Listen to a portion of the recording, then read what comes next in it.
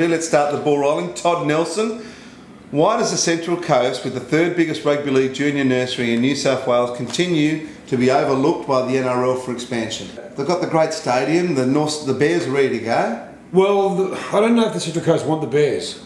I don't know if they want the Bears or their own identity. If the Central Coast people wanted rugby league on the Central Coast, every time a game went there, a la last weekend, the Sharks and the Bulldogs, they'd pack it out. It's kind of their way of saying, up yours, we want our own team. I don't think they want the Bears. And I think at the moment, if you come to an agreement with the NRL and said, okay, we're going to start a brand new team, we're going to call it the Central Coast Wave, something like that. Yeah. I think you'd get a lot more interest in the Central Coast Bears. Okay. Unfortunately. Do you think Perth, a second team in Brisbane, or Central Coast, out of those three, what two will be added when they do talk expansion? I think definitely Perth, and I think definitely another team in Brisbane. Okay. Greg Beaumont says, why are the Panthers buying players who are either over the hill or aren't wanted by their own clubs? Soward obviously being not wanted at the Dragons, and Kite being let go by Manly, and you've got to say that his best days might be behind him. What are your thoughts as Panthers' #1 ticket holder? Yeah, well, I think it's a valid question. I think a lot of maybe Panther supporters are asking the same question, but I believe in the process. I believe in Gus Gould and I believe in Ivan Cleary, and I don't think they would have bought both these players without a plan. There is method in Gus Gould's madness. I know the man very well.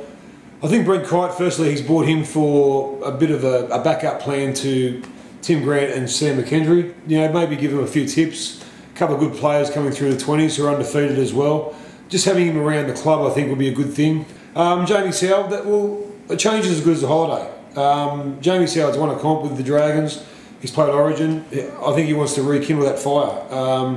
And what better way with the biggest change of direction possible? Head west, young man. And you know, I've been critical of him throughout his career on a couple of occasions, but I think at the end of the day, he's a game breaker and a game winner, and Penrith need one of him. And the last question, mate, how would you describe the pride of being an Aussie in Gallipoli on Anzac Day? Of course, on the show last week, we were in Istanbul for 4 days and then 2 days at Anzac Cove. Woke up at Anzac Cove for the memorial on Anzac Day. Quite an incredible experience, wasn't it? Overwhelming would be the word. It was something very surreal. I'm not a very good traveller, as you know. I haven't been. A holiday for me is to Terrigal. But to go to Turkey for a week and experience exactly what we did, waking up on Anzac Cove on the exact same time that our diggers did 98 years ago. Yeah, when they hit the shore there.